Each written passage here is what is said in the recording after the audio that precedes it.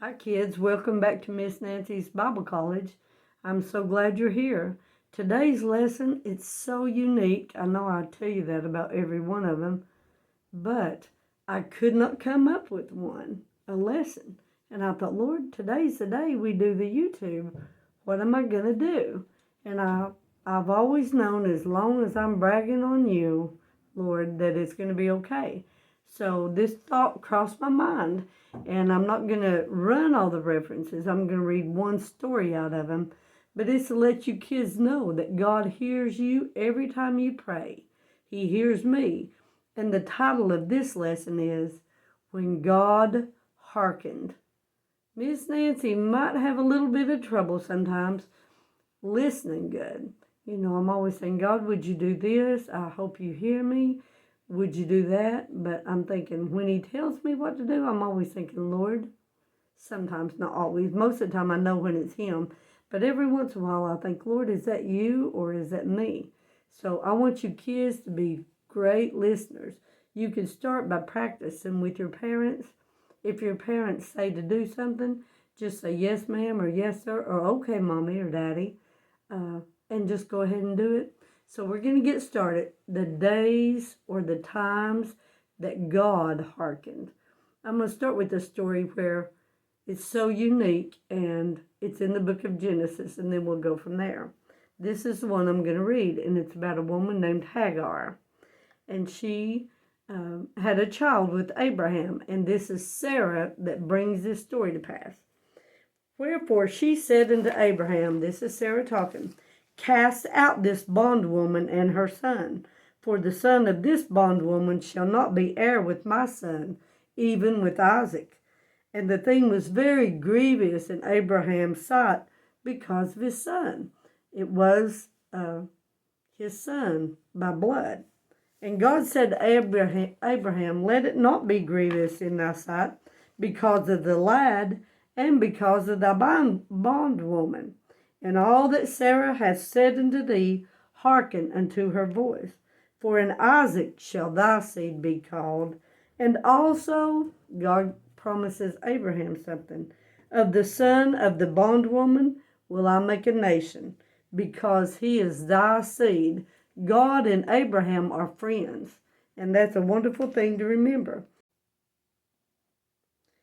And Abraham rose up early in the morning and took bread and a bottle of water and gave it unto Hagar, putting it on her shoulder and the child, and sent her away. And she departed and wandered in the wilderness of Beersheba. And the water was spent in the bottle, and she cast the child under one of the shrubs. And she went and set her down over against him a good way off, sorry kids, as it were a bow shot. And here's what she said. For she said, let me not see the death of the child. And she sat over against him and lifted up her voice and wept. And God, this is what Miss Nancy wanted you to see and hear. And God heard the voice of the lad. Remember, his mom Hagar was crying and raised her voice. But God heard the voice of the lad. So this is really Ishmael, the baby. And the angel of God called to Hagar out of heaven and said unto her, what aileth thee, Hagar? Fear not, for God hath heard the voice of the lad where he is.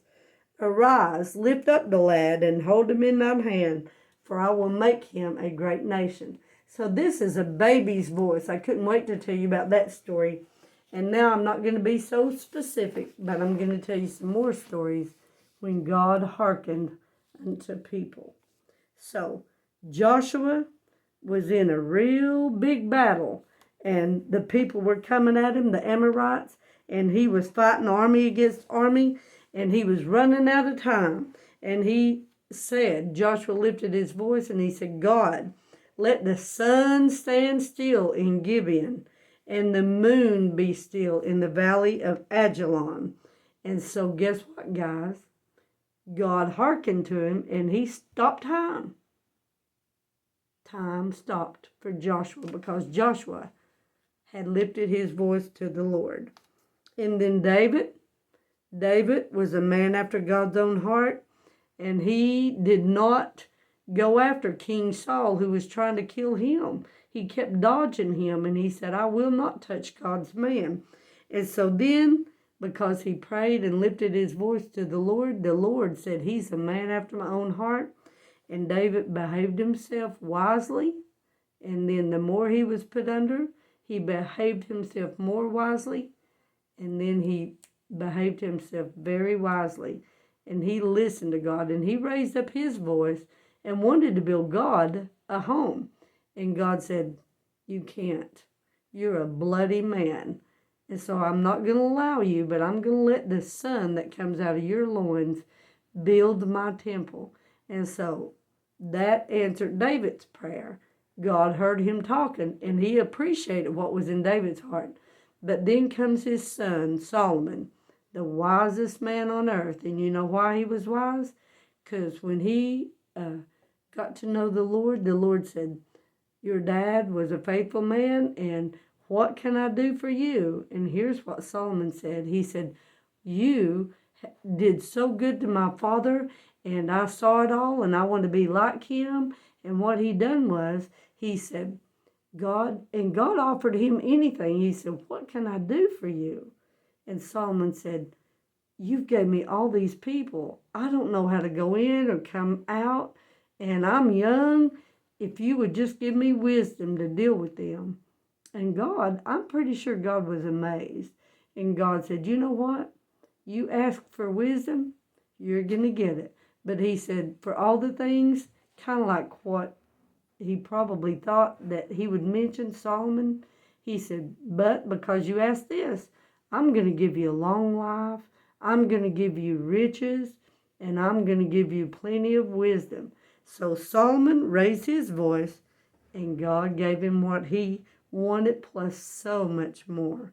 And then Moses and Aaron, when they was leading the children of Israel around, and the people started complaining, and Moses prayed, and he said, Korah and so many hundreds of men come before him, and they said, we're as good as you are, more or less. This is Miss Nancy's version, not the Bible exactly, but it's a story about the story.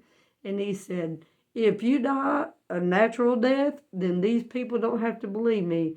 But he said, if God does something new and opens up the earth's mouth and swallows you, then you'll know it's from him. Well, guess what happened? God stood by what Moses said. God hearkened to Moses. And Jephthah, a man with one daughter, and his family had kicked him out because he was the son of a not nice lady, and they didn't want him to inherit with them. Well, he goes away, and then they go to find him because trouble arises, and they're wanting him to be their leader. And he said, if I come back and you want me to lead, then, okay, but. And so he made a vow to God, and he said, if you'll give me this battle, he said, I will give you whatever comes first out my door, whoever or whatever. Well, when he gets back from the battle, and yes, the Lord heard him and gave him that victory, his daughter comes through the door. Oh, it grieved him so bad. But she said, Papa, let me go into the hills and celebrate for a while with my friends and come back. And he allowed that. But then he did with his daughter, just like he vowed. Yes, God hearkened to Jephthah's voice. And then Daniel was praying. He was always praying towards Jerusalem. He knew what was coming. And there was a law passed that everybody that prayed to anybody but the king would get thrown in a den of lions. So what did Daniel do? He went in his bedroom, or his house anyway, opened the windows and prayed 3 times a day. He got ratted out. But you know what? God heard his prayer. He was cast into that den of lions. Guess who was right in there with him? God was. He wasn't afraid. And then Elijah, he said, Lord, don't let it rain for 3.5 years. Guess what? The Lord didn't let happen for 3.5 years. He didn't let it rain. Also, he told Elijah to go, and a widow woman would take care of him. So Elijah obeyed him, and he went. And the widow woman took care of him for a long time. But then her son died, And he said, Lord, please, this widow woman's been taking care of me. Please bring this child's life back into him. You know that story. And so, yes, the boy got back to life. The woman believed that he was a man of God because of what happened. And then there was a man named Hezekiah. God was going to take out Hezekiah. And he told the prophet, he said, tell him to get his house in order, and I'm going to take him out tonight. Well, the prophet left, and Hezekiah got in the corner of a room and started crying. He said, Lord, you know what I've done for your people. Please, please spare me. And God told the prophet, go back in and tell Hezekiah, I saw your tears, I heard your voice. And so he added 15 years back to Hezekiah's life. That's awesome. I just want you to know that God hears every prayer, guys. And a woman named Hannah. Hannah wanted a baby so bad. And she said she went to the temple and prayed, got in trouble with the priest that was there. He was old and he wasn't paying good attention. But she said, Lord, if you just give me a baby, just give me a baby. I'll give it back to you. I'll give him to you. He'll serve you all of his life. Guess what the Lord did? He gave her that baby. And that baby, he lived in the temple, and she would make a coat for him and take it up every year. She gave him to the Lord, and guess what else the Lord did? He gave her more children so she could keep her babies. But anyway, I love that story. And then I thought, oh, Jonah, he didn't want to listen to the Lord, but the Lord heard him at his worst, hardest time. He was in that belly of a whale. You know the story, a whale of a tale, and he was about to die. And it said, before his soul departed, he remembered and he called out and he said, God, save me. Well, you know the rest of the story. God heard his voice and he honored that. And then Jonah, he went on to Nineveh and preached what God had told him to. And then Peter was in jail. Remember this story, escape with an angel? Peter, he was sleeping, so he wasn't praying this time. It wasn't Peter's voice, but way over there somewhere was a woman named Rhoda. And a whole bunch of the newly formed church, it was just starting, was at her house, and they was praying and praying for Peter. Well, the angel of the Lord came during the night, woke Peter up, told him to get his clothes on, took him out of the jail, out of the prison doors, and went through the gate into the street, and he rose up and left old Peter. Peter went to where Rhoda and them was. God heard their voices, and because of them, he went and rescued Peter. So that's another story. And another time about Peter, Jesus came walking on the water, and Peter and some of the disciples was in the boat, and they were sore afraid. And Peter said, Lord, if it's you, and I thought about this, Nosy Nancy. He was talking to the Lord himself. He wasn't praying, but he was saying, Jesus, can I come out there with you? And Jesus said, come. So they all laughed at him because Peter started thinking after he had walked on water with Jesus, but the Lord answered him person to person, and there he went. So I just love that story. And then I thought about this other time that God heard somebody's voice. You know whose voice it was? It was mine. I was a little child, maybe 5 or 6, and I heard a preacher say, if you're not a born-again Christian, you're going to die and go to hell. And he said, if you want to get saved, come up here and pray. Well, Miss Nancy, who was just a little girl Nancy at that point, I believed him, and I went up there and prayed. And so God heard my voice. I didn't know that I got saved because I wasn't in church all the time. But later on, years down the road, God sent a preacher to me from Indiana. And he said, are you a Christian? And I said, I don't know. I prayed, but I don't think I am. I don't know. Nobody showed little Nancy how to get saved, and that's why I take so much pains to tell children how to get saved. He took me down Romans 10, 9, and 10, and 13. It was good then. 50 years ago, it's good now. You believe that God raised him from the dead, talking about Jesus, that he died on the cross, was buried, and rose the third day according to the Bible, according to the scriptures, and you call on him, Whosoever call on the name of the Lord shall be saved. That was little Nancy. And so now I'm trying to help others get to heaven where I'm going to be. And the last two things, there was two thieves on the cross, one on either side of Jesus. And one of them just mocked Jesus. But one of them, he was talking to Jesus, not face to face, but as they hung there on the cross, he said, Jesus, or Lord, remember me. And Jesus told him, speaking face to face, or side by side, I suppose, remember me. He said, today you'll be with me in paradise.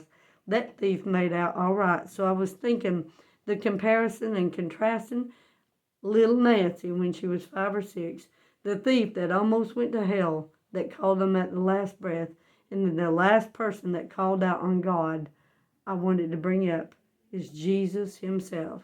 He said, Father, into thy hands I commend my spirit. But before that, he had been praying in the garden. He had said, if this cup can pass from me, let it. But if not, your will be done, not mine. And so that's the end of that story. And he's going to bring many sons and daughters into glory. We're his bride if you get born again. And we've got it so much better later on. Kids, I hope you love these stories. God put it on my heart. I give it to you. I'll see you next time. Bye.